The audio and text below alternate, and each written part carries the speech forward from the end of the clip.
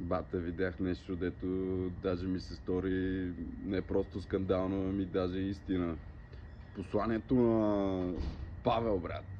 Посланието на Павел до евреите в една от главите, даже трети стих на 11 глава, брат, пише, че видимите неща и света е изграден от невидими неща.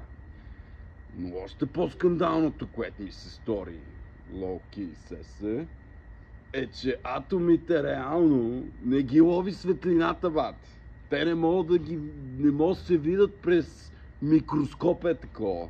Те по някакъв начин блъскат светлината и такова някакси го ловат точно в момента, защото те атомите не са в момента никога и не могат да се и видят.